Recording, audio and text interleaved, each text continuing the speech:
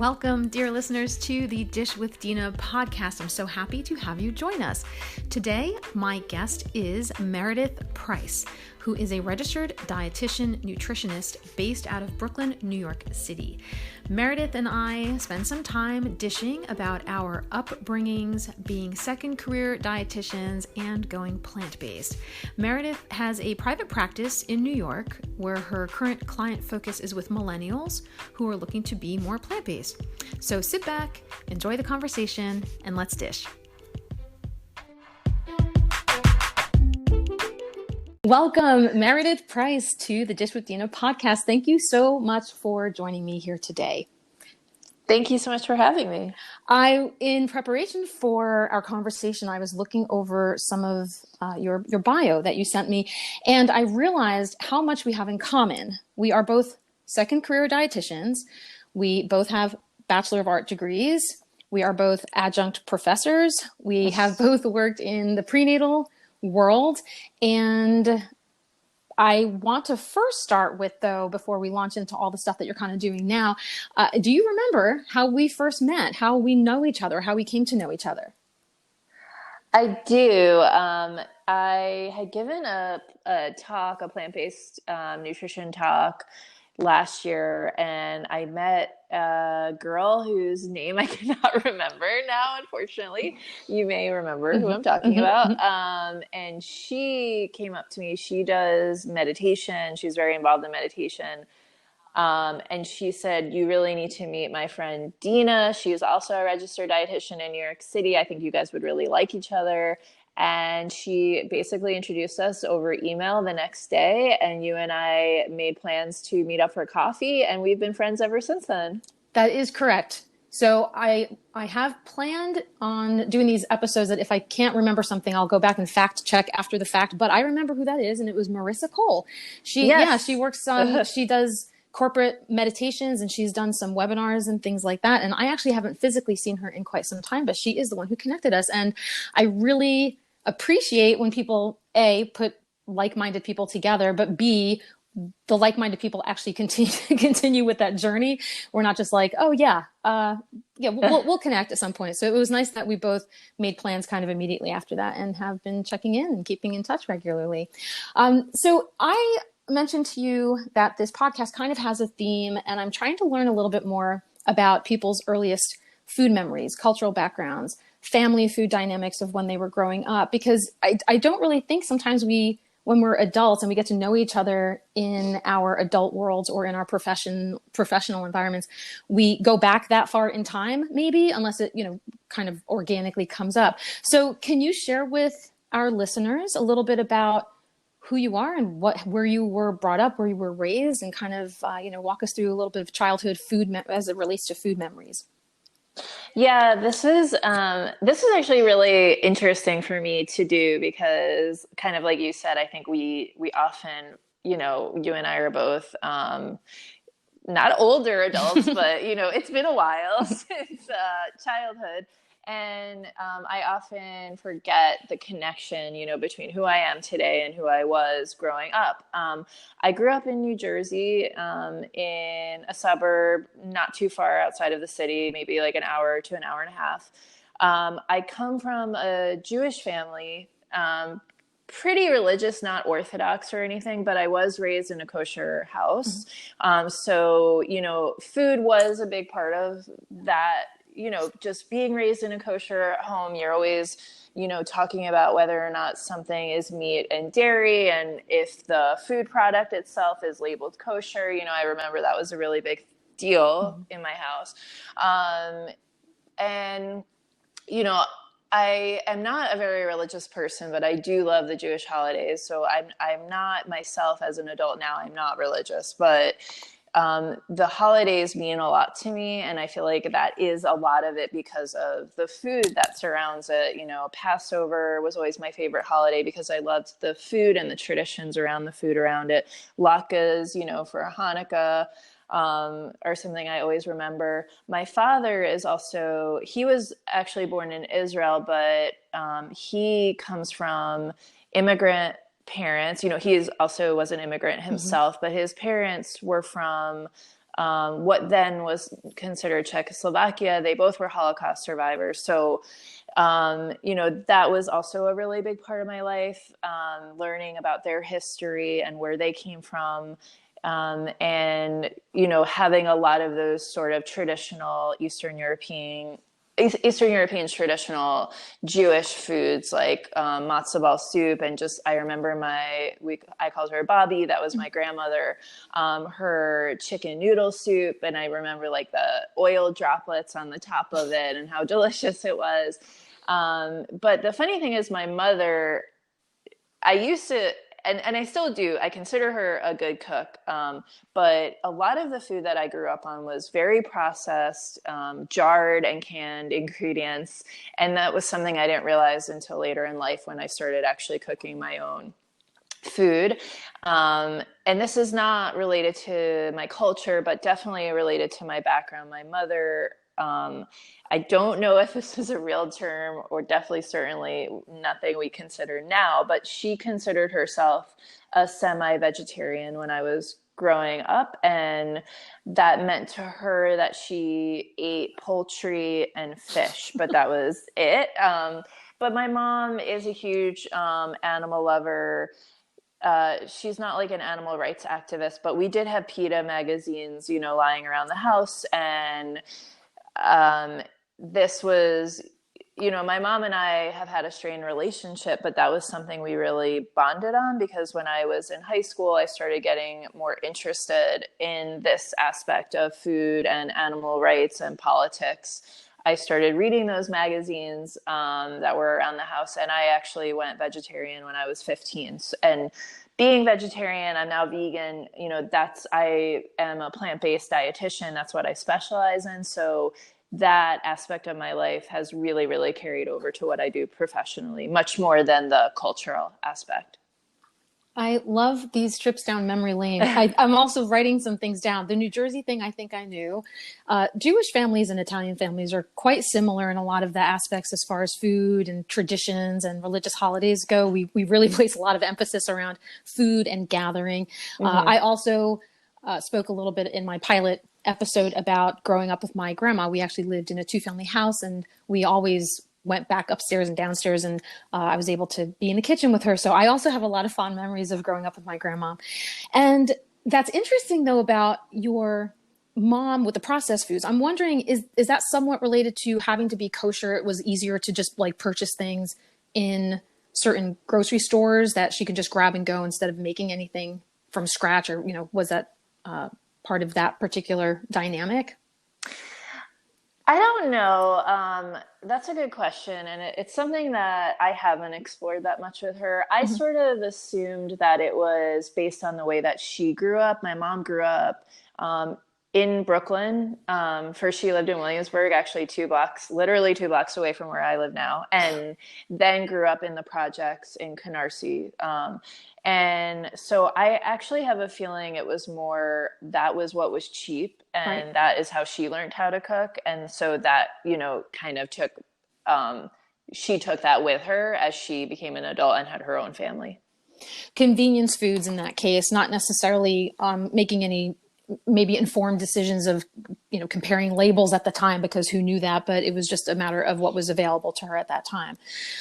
You mentioned she was semi-vegetarian. I love the loose definition of that. You can eat poultry, but that's really cool in the sense that you grew up with already kind of knowing about PETA and animal welfare, and having that kind of set the tone for you, because that's really the point of a lot of the discussions that I'm going to be having, is what separates us from the positive and the negative influences in our cultures of growing up, and how does that form us who we are now.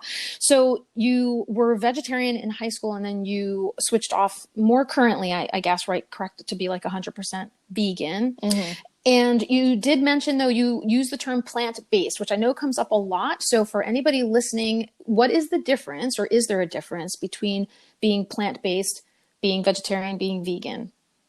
Yeah, that's a really good question. And I feel like this whole term plant-based is a newer term as far as I know. And I think it can get very muddled and confusing.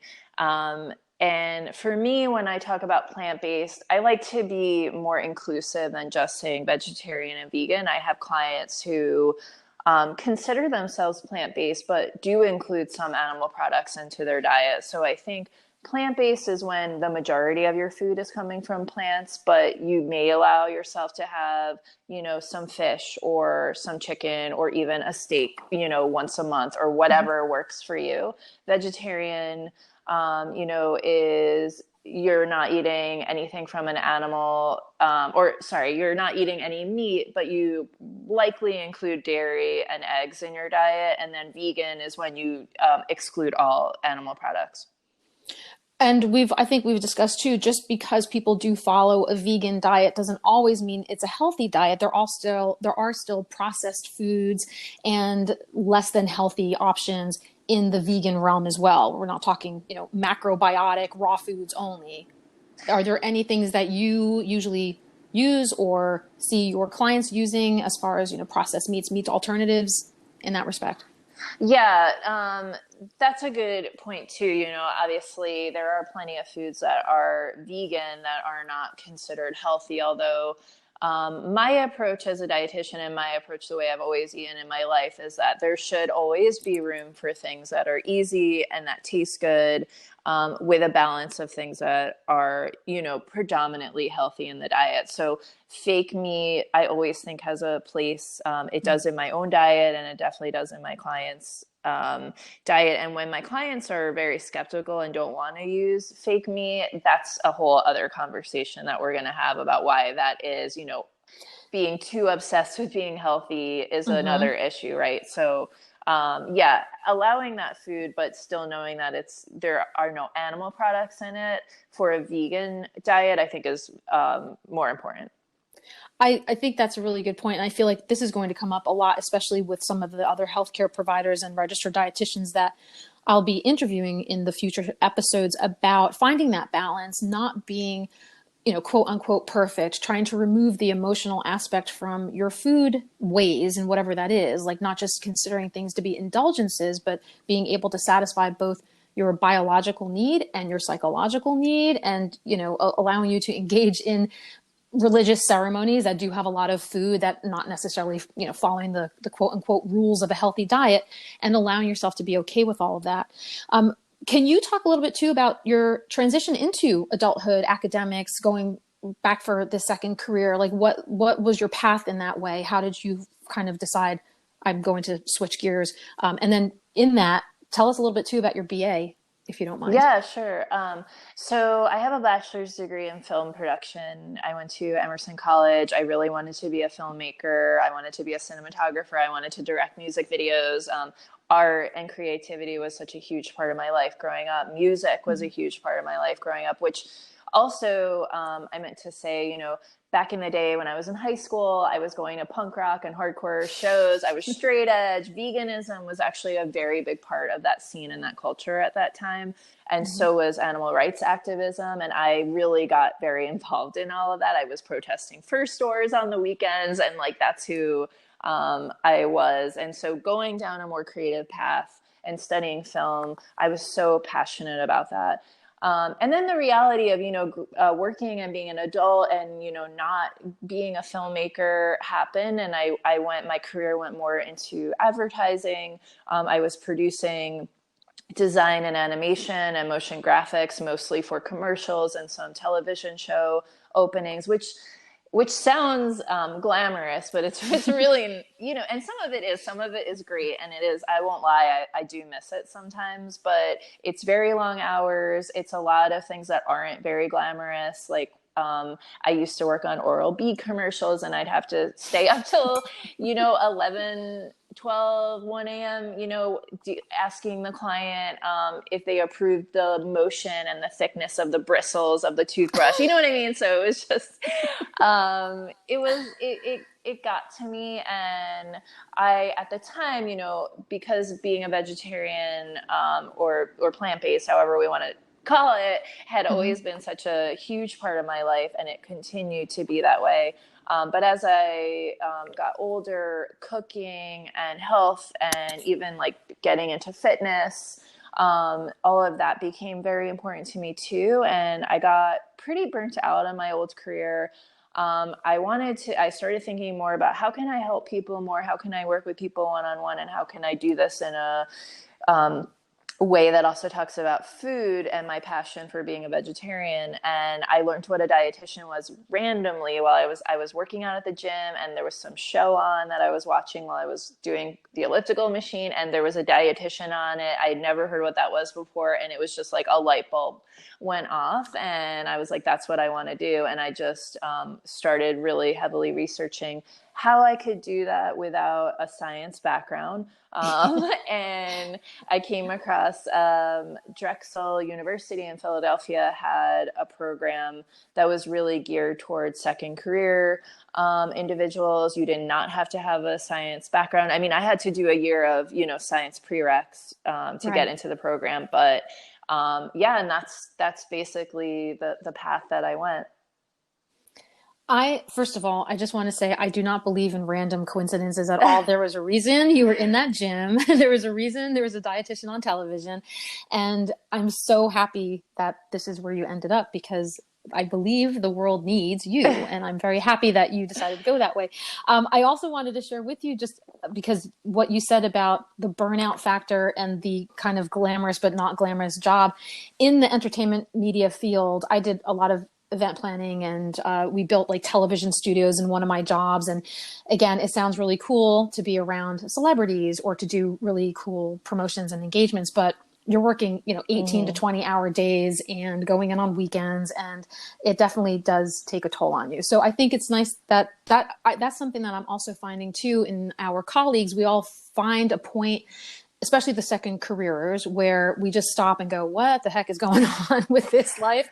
And not just how do I fix myself, but how do I help other people who possibly are in this position move forward and improving their health and wellness, and, really having that be in your heart and soul and living it, and then being an example, and then wanting to share that information with others. So thank you for taking a walk down that as well, down that memory lane as well. So what is a current day in the life of you right now on any given day? And I will, obviously, at the time of this recording, I will just make a note that we are in the middle of a pandemic. So a lot of our lives are not exactly as what they were 2 months ago. But what does your day entail, or what does your professional life entail? Yeah. So my day to day is different because I have a private practice that I started last year, where I work with mostly plant-based clients on either transitioning to a plant-based diet, or they're already plant-based and we're working on their gut health or whatever other issue that they have. So that's part of, my week. And then I'm also an adjunct professor like you are as well, Dina. So that's, another aspect. And then I'm a mom. I have a 3-year-old son and I'm a wife. So I have a husband, and we live in Brooklyn.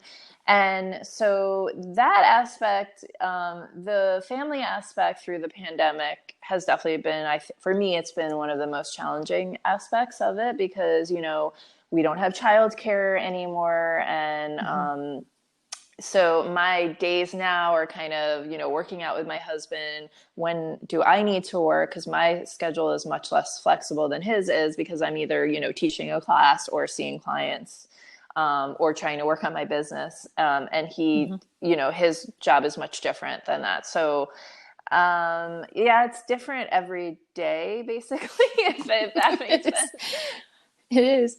Are you taking advantage of any of the, random moments in time that aren't necessarily structured, and working on any projects that you've been wanting to do, whether it's business related or personal related? I'm definitely, I would say that this is the least amount of time I've ever had in my life. So that's actually, because it's kind of like, I feel like if I'm not specifically working on something, I should really be taking care of my child and letting my husband work. But he's also, I'm very lucky. My husband is extremely supportive, and he wants to see my practice grow as I do. So, I'm actually, I just hired a new business coach, and I'm working on trying to, really, really narrow down what I'm doing and get a better sense of direction. So that's definitely something that I'm working on. And then I'm actually considering getting certified in the low FODMAP diet through Monash University, because I think gut health, especially through the lens of like a vegan or plant-based diet, is really important. And I find it, I work on the low FODMAP diet with some of my clients anyway. So I think having that certification could be really useful. And I do really, like I said, I really do miss working in the creative field. I miss working with creative people, and I've always wanted to somehow, combine my past and my present careers. And so I'm always thinking about how to do that. And I recently met, she's a vegan mom, also from Brooklyn, and she is, her previous career was like web app designing. And so we've started talking about like, is there something that we could do together? So I'm always thinking of stuff to do, and then I just add too much to my plate. And then in the middle of the pandemic, it's not good, but it's just helping me get through this, I guess. First of all, I have no idea what you're talking about putting too much on your plate, because I sit back and I relax. I wrote down so many notes while you were talking just now. The first is the biz coach stuff, the business coach stuff. Just like dietitians, right? Just like specialists of any kind, I do think people, if they can afford it, or if they have some way of being able to meet with somebody who specializes in something, I really think that's sometimes people miss the boat on there. They don't think that, well, I mean, maybe they're not even aware of the people who can help them. So I'm really proud of you for, you've done a lot of things on your own, obviously, but it's always nice to kind of have somebody to step in and help you fine tune where your next steps are going and how to elaborate in that way. And then along those same lines, and I'm thinking too about the adjunct position too, is that you're treating your jobs as your career. You are always looking to improve in some way or expand in some way. And I think the reason why I'm bringing up the adjunct part of that is because we teach nutrition. We teach students who are hopefully, or maybe in that health and wellness, maybe they're doing health education or health promotion or whatever, but they're going to be future colleagues of ours. And I think it's really nice to kind of see someone like you who is not just sitting back and kind of, taking the job as it is and just being done with it, but also being able to have a lot of stuff that you're filling up your cache with so that you can be a better whatever, dietitian, business person, professor. And I think it's nice for students to see that, because I don't know if and I no offense to the people who in my current experience with going back to school, not necessarily them, but back in the day, my first time around with the BA, I'm not sure everybody was spot on. I just felt like I was going through the motions. So it's nice that you're kind of bringing that to the table. Do you share with your students your background, your history? Do you kind of integrate real world experience when you're in the classroom with them? I do talk about my practice and my experiences as a dietitian. And when it's been the right moment, I have brought up that I'm a second career dietitian. Definitely last semester when I was teaching in person, I did. This semester, as transitioning everything to online, it's just been a lot harder. I feel like I'm just trying to get through the material and support these kids as best as I can. And, we've talked about they won't turn their cameras on, they won't turn their microphones on. So I feel like they're probably not getting to know me as much as, they would have in person. But certainly I always bring up my own practice and also just my experiences in the few years I've been a dietitian. I've been reading a couple of things when I first started working in the adjunct world. I've read a couple of things about how to teach and engage adult learners, because we're both teaching, college, university people.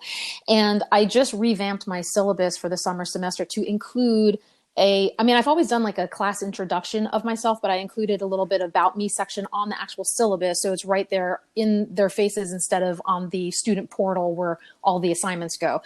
Just because of that, because I'm not going to be standing in front of them. And I thought it was nice to kind of share with them, not just my background, but saying I was where you were. I actually went to this school. I actually went through this program not 5 years ago. And I know what's going on, in your lives right now it takes a lot of perseverance and commitment and in order to succeed in that field. So that's good that you're bringing as much as you can to the table, but also helping kind of navigate this current situation that we're in by being somewhat flexible and accommodating in that way as well.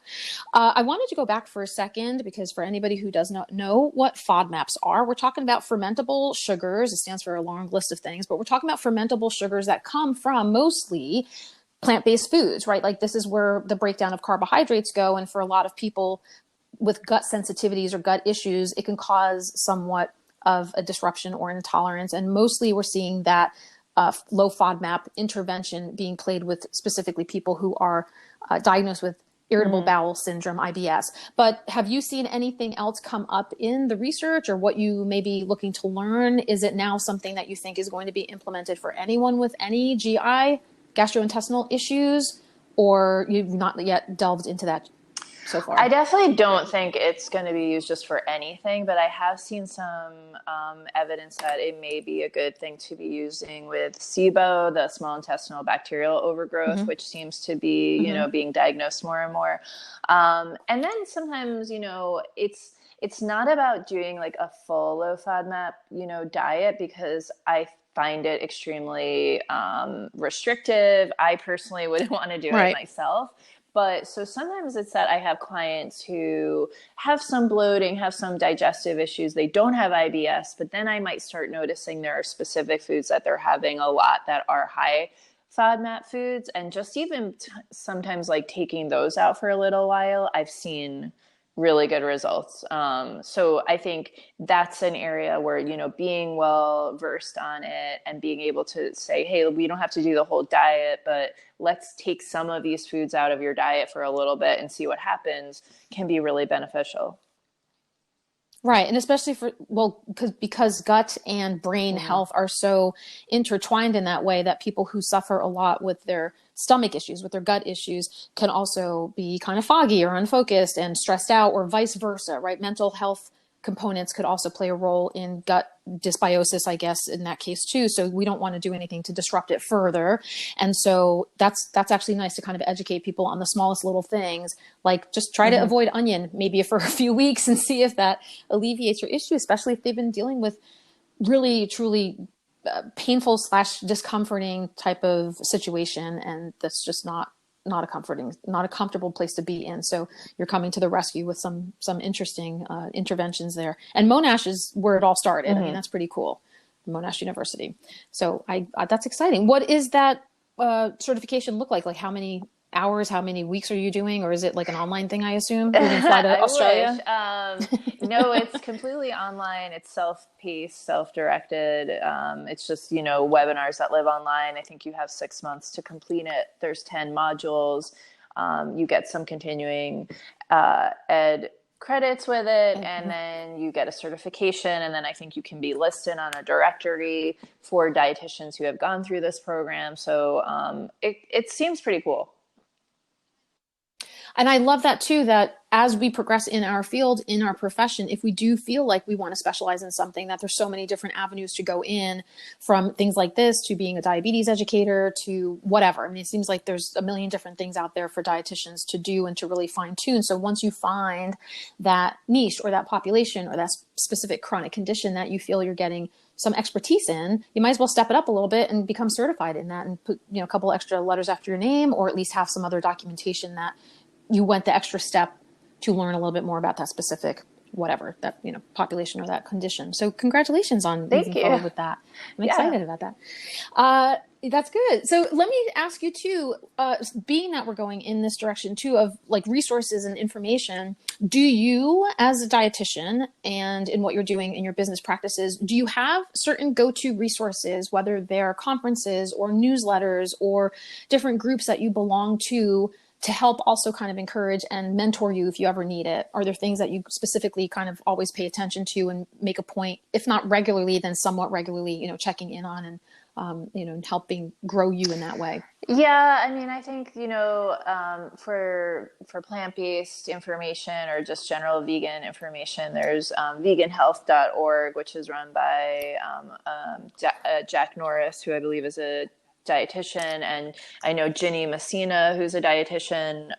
She's a vegan expert. Her husband, Dr. I think his name is Mike Messina. He's not a dietitian, but he has a PhD, and he is also an expert in vegan nutrition. All of them are really great resources that I'll look at once in a while. I've even reached out to them personally when I have specific questions on things. And then I have, a group of like-minded plant-based dietitians that I might bounce ideas off of them, and they, do the same for me. So I think having a core group of people you can actually in real time talk to that are aligned with, your philosophies and also your specialties is also very important. So I'd say that's probably, as far as like the science and keeping up on things and making sure I'm up to date, that's how I do it.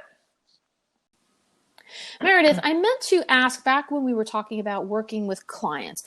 I'd like to find out from people who is, like, say, a typical client that does come to you. Who do you happen to see walk in the door? And then who maybe is more of an ideal client if they're not the same thing? Would you mind talking a little bit about that? Yeah, absolutely. I'd love to. So I would say for the most part, most of the people that come see me, I would, classify them as ideal clients. And my whole motto or saying that I've been using to describe my practice is that I help millennials heal their gut through plant-based living. So a lot of 20 to 30-year-olds, a mix of male and female. I would say for the most part it's female, but I definitely do have some male clients that I love working with as well. And most of them are either transitioning to a plant-based diet or they are already following a plant-based diet and they are experiencing some sort of issue that they want help with from a nutrition standpoint. Gotcha. Okay, so that's good to know. So we can send those people your way if we come across any of them. It's always good to have somebody who feels comfortable taking that population on. I think I tend to work with a mix, right? I'm on campus. I do the dietetic stuff on campus. So sometimes they're 18 years old, sometimes they're 52. It's such a wide range, but it's nice that you're kind of specializing in that population. Is there anything that seems to come up as like a common thing, like, top 3 questions or top 3 issues that seem to come up in a session or perhaps when you're first working with somebody new? Yeah, definitely. So aside from, if someone is coming to me just because they are newly plant-based, maybe they're transitioning from vegetarian to vegan, or they're just going straight from, sort of a regular mixed diet to vegan, they want to make sure that they're getting the right nutrition and they're meeting all their, nutrient goals. So that'll be one person that I see. Excuse me. And then other things that come up are definitely lack of energy is a big one. Not feeling satisfied after meals is another. So just constantly feeling hungry and not knowing what to do about it. And then the third thing that I work with a lot that I love working with is gut health issues. So lots of bloating, constipation, diarrhea, maybe a mixture of those, 3 things. Mm-hmm. And that, I guess that makes sense because for anybody who might be walking into having more plants, they could potentially be foregoing general calories, right? That's the whole point about I'm feeling hungry. Well, you're probably not eating enough. Yeah. There's not enough energy there. And then as far as the bloating, because that's the normal way that plants react. I mean, they're going to be bloating they're going to cause gas happening in your stomach or in your gut, I should say. But it depends on how sensitive you are to that, how uncomfortable it makes you feel. Right. And that's a good approach as well to kind of, I guess, learn with them what their triggers might be, right? I think we talked about this with the FODMAP discussion earlier as well, with what maybe their triggers might be that we're working with, kind of playing around with a couple of things that could potentially exacerbate that condition. So that's good to keep in mind too.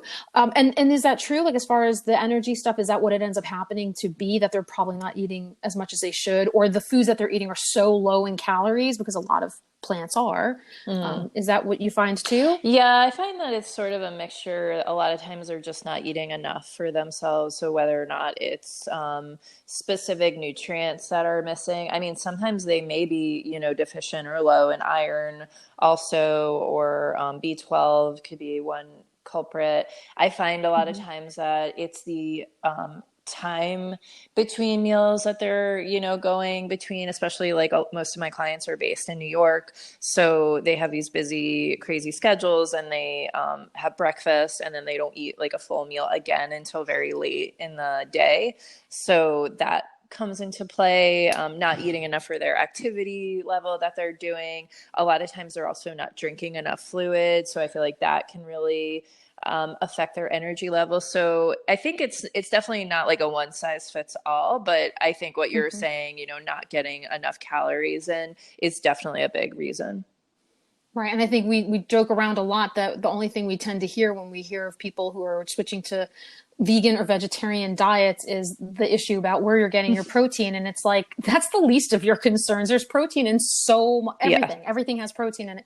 It's really about those possible deficiencies in those nutrients that are found a little bit more in like what we call the bioavailability of animal products like B12 and iron and calcium, but they can also be in plants too, or supplement in some way so that you're not deficient in that. So you can find yourself having this diet, this quote unquote diet, but more like a lifestyle, an eating plan for yourself that still allows you to be having all of the potential nutrients that you need to be healthy. Mm-hmm. Yeah. One more follow-up question to that is, if somebody is kind of curious about moving towards more of a plant-based diet, do you have like a little go-to, a little one sheet, some, easy recommended steps that they could take for anybody who might be looking to be curious in moving that direction? And we're talking maybe people who've never eaten a vegetable before. Yeah. Yeah. Well, I do think that sometimes people want to do this like all or nothing approach. And I think that gets really difficult very quickly, and that causes people to give up. So normally what I tell people who are transitioning from never eating vegetarian or vegan foods before is that, try to pick like one meal that you think is going to be easiest for you to start transitioning, fully plant-based over to. Most people choose breakfast because that's a really easy one to do, whether or not that's, just having a bowl of cereal or granola with a plant-based milk, or some people might be more advanced and be able to make something like a tofu scramble instead of eggs, or there's the product Just Eggs that is an egg substitute that people seem to like, or, diving into trying like tempeh bacon if there's someone that eats bacon a lot. But, oatmeal is always a good option for a plant-based option, because again, you're kind of just switching out that milk. So I think going in steps rather than doing it all at once is really important. And then slowly, moving on to the next meal of the day. And then eventually, you'll get there. I also have noticed that some people try to learn it all online on the internet. And a lot of people that come to me end up coming to me because they say that they tried to learn stuff on the internet. They tried to read all the stuff, and all that happened was that they got really confused and overwhelmed and saw a lot of conflicting information. So I think, finding reputable people that you can start following on social media is also really important, rather than just diving into a million websites at once. I actually came up with a list of people that I think would be really great to follow on Instagram. Obviously besides me, because I'm on there and I only promote, a plant-based diet, but other people like dietitians or people who really specialize in this field that have good educational backgrounds on it. So some dietitians that I really recommend are Ryan Gager. Her handle's at PHX Vegan Dietitian. She's great. Yeah. Oh yeah, I know who she is. Okay. Yeah, she's awesome. She's based out of Arizona. Phoenix, right? Phoenix, PHX, I think. Yeah. Haley Draper. She's a Canadian dietitian. Her handle is at Okanaga Nutrition. Pamela Ferguson. She's also a Canadian dietitian. She has a PhD. Also completely vegan, she has fantastic information and fantastic recipes. She's at drpamela.rd. And then I have a couple of colleagues who are vegan and also in the intuitive eating space, if that's something that other people want to, I definitely think it's not great to look at veganism or plant-based diets as a diet, kind of like you said, and I think that that's that can be sort of tricky, that people sort of fall into diet culture with it. So a couple of dietitians that I recommend that are vegan themselves and very outspoken with intuitive eating is Taylor Wolfram at Taylor Wolfram RD, and then Angela Wortley. She's at Angela W_nutrition. And then there's Simon Hill. He's not a dietitian, but he has a degree in nutrition. He has fantastic vegan information on Instagram. His handle is at plant_proof. There's also a great vegan plant-based physician, Dr. Judy Brangman at the Plant-Based MD. And then other things that I would look for is like, look for hashtags. Hashtags are so great for finding new people to follow or recipes to discover. Just even hashtag vegan recipes, you'll find so many things, and playing around with stuff like that. So I think social media is great, but I think dating yourself with way too much information from influencers, that I also have had many clients who come to me, younger women, they followed like Freely the Banana Girl. The Australian. Yeah. I know who she is. So, people like that I would be more wary of. You have to think of, where is this person getting their information? What's their education? Are they actually an expert on this? So being a little more critical of where you get information from. My gosh, you are a wealth of information, which is why this is so wonderful, because you have your foot in it, but you have so much information to share as well. So it makes sense that people are coming and finding you and wanting to work with you. And I think you really touch upon a lot of that. Like, try not to take anything into an extreme way. A lot of people first will move, I think, into the direction of vegan eating because they saw something, whether it's a documentary or they watch something about animal welfare, and they really do get very nervous of like, oh my gosh, I've got to stop all these other things and switch off. So you're right in kind of, helping them ease into it, because it can be a little shocking. They're not aware of what they might be missing out now that they've completely changed their diet.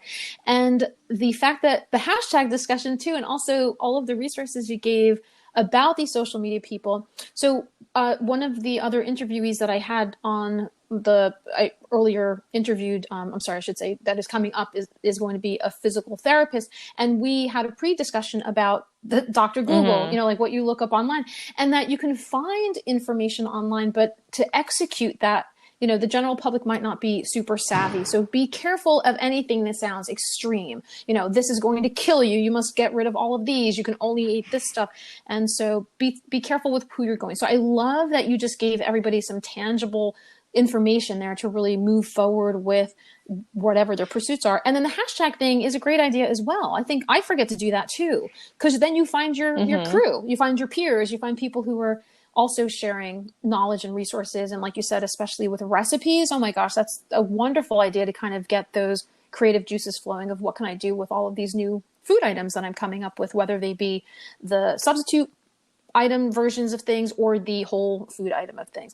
So that is so, so great. I really appreciate that list of information that you just gave us. Yeah, Thanks so much. Thank you. And I'm really glad I didn't really think about until you just said it. You reminded me of the whole documentary, watching a documentary and feeling really empowered and wanting to move in this direction of the diet. And I think documentaries are really, really powerful in that way. But, since I am someone who used to study film, and that was something that I was very involved in, I often tell people, like, listen, a documentary is entertainment and that's what it's for. And even something I loved, like the Game Changers documentary, which was really huge within the last year, on showing, vegan and plant-based athletes. And it was a very empowering documentary, but it was also extremely biased. And even as a plant-based vegan dietitian myself, I watched it and said, yeah, but ... So right. I think that people often forget how biased documentaries are. You're only watching the opinion of the filmmaker, and they have a reason that they're making their film. So, I also tell people, do not get your information only from documentaries. It's a good entertainment source, and it can make you inspired to eat a certain way or go vegan or vegetarian. But remember that that's not, a scientific-based, evidence-based source of information. Right. Or like you were saying, it could be what we call cherry picking just because they have an agenda that they want to. And I mean, listen, we all have an agenda in some way that we're going to make sure we find research that supports what we have. But then in a lot of cases, people are just shutting it down at that point and not really being open to anything else. But for malleable minds, for people who are just coming into learning this for the first time, it might be a shock to the system. And you're right in saying, use that as maybe the jumping off point, but then go do more research, like go find people who are legit and can help you guide you in that direction to make sure that you're making the right decisions for yourself. Yeah, absolutely. So I'm really glad we got to talk about that. Yeah. And then does the future you still have kind of little bits and pieces of what's going on right now, 5 years from now or so? Will you still be doing private practice, one-on-one counseling? Do you see yourself expanding into group practice or a wellness center or taking on other certification titles under your That's a name? good question. I think I really, really love working with my clients and especially seeing them succeed. So I would love to see myself continuing and having my practice grow in this one-on-one way. And then also, having some sort of creative, whether it's programming or an app or even online, course content, things like that, things that more people can, have access to. That isn't just one-on-one, I would like to see happen in the next few years. And then I'd love to, also continue teaching on an adjunct level because I also find it just so immensely rewarding too. So all of that stuff I would love to see continue and grow. I love that. There's never any pause in there as far as, always bettering yourself and improving yourself and expanding, which I tend to really admire in people. I know sometimes we take on a lot, but it's worth it. I mean, we're trying to be of service to people and we've been there and we want to help others. So I really enjoy that. So I am going to be winding up a little bit here, but before I do, is there anything that you haven't yet shared with us that you want some of our listeners to know about you? And it could be anything that maybe I didn't necessarily ask questions on. Or have we covered? We covered a lot. I mean, I feel like you're probably going to ask how to find me online. So yeah. I am going to ask that. Yeah. So yeah, share with us, where can people find you if they want to check you out? I'm on Instagram and you can find me at Priceless Nutrition. That's my handle. You can also always hit me up on my website, which is pricelessrd.com, and shoot me an email through there. And yeah, I think and maybe you'll see me riding my bike around Williamsburg or going to Manhattan or something like that. I love it. Yeah. I'm definitely going to add this information into the show notes or whatever that little section of information is underneath the podcast episode to make sure if people want to hyperlink and click on to follow you, that I'll be sure I'll putting that in there. So, to wrap up, what is on your plate today? What do you have going on, both work or personal? And then, of course, since plate is my food pun, what are you eating? What are you going to be eating now? Yeah. What's on your plate? Today, we're recording this, the day after Memorial Day weekend. So I'm slowly getting back into working. I actually allowed myself like 2 full days off, which was really nice, and spending just time with family. And so today I've been, doing some stuff for my, as an adjunct professor, updating some stuff for my practice, doing your podcast, it was definitely on my list of things to do today.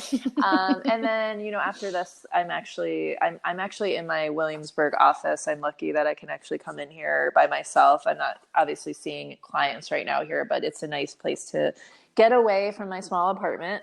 And so I'm going to head home, and spend some time, hanging out with my son, allowing my husband to do his job. And then it's a very beautiful day. So, I'm hoping we're going to all take a bike ride together. I have a bike seat on my bike for my 3-year-old. So that's always a fun thing to do.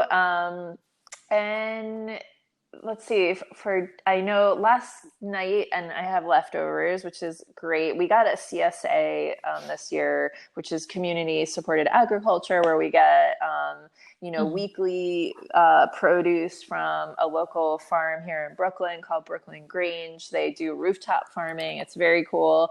And this past weekend was our first pickup of the season. And so we got like pea shoots in it. And my husband made a pea shoot mint pesto last night with it. And I made homemade black bean burgers. So we have those left over. So for dinner tonight, definitely having those we put the pesto on them. We also got turnips that my husband pickled, and I pickled some red onion over the weekend. So I'm going to add those. And then we got some fresh thyme. So I'm going to roast some potatoes and put the fresh thyme on it. And we also got some mixed greens in that. So we're going to have a side salad. So, trying to go through and use up that stuff, while being able to eat locally and support a local farmer, and eat, nutritious, delicious foods, is really fun. Yeah. You're making my mouth water. This all sounds so good. I mean, for leftovers plus, some extra stuff that you're going to be putting together, I think this sounds delicious. And I really am so happy about the weather as well, so that you can venture out and get some much needed vitamin D. I feel like we're all going to come out of this and our bones are just going to be crumbling when we walk outside. Are you teaching in the summer or in the fall? Like, what's your next class? I teach in the spring semester. I teach at LaGuardia Community College, which is, part of the CUNY part of the CUNY schools, but we're on a different schedule than the rest of the CUNY schools. So I know, are you completely done now teaching?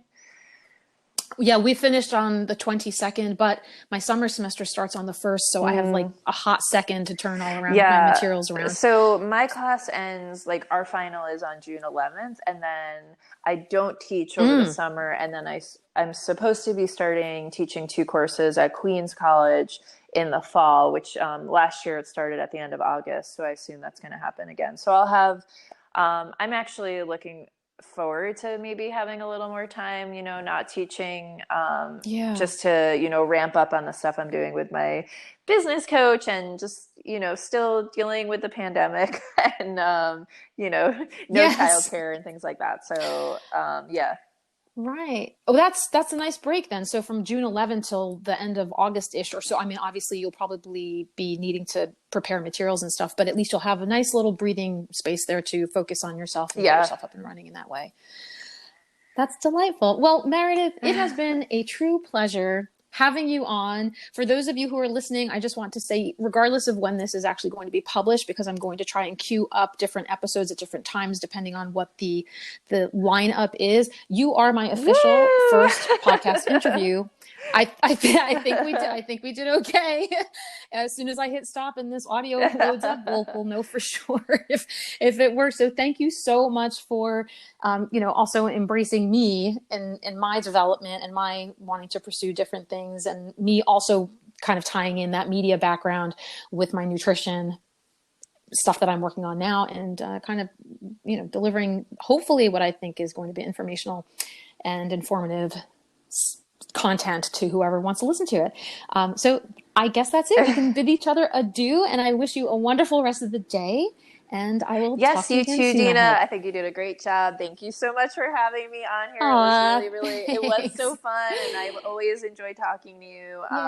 And I can't wait to, hear how this one comes and the rest of them go. I know they're all going to be fantastic.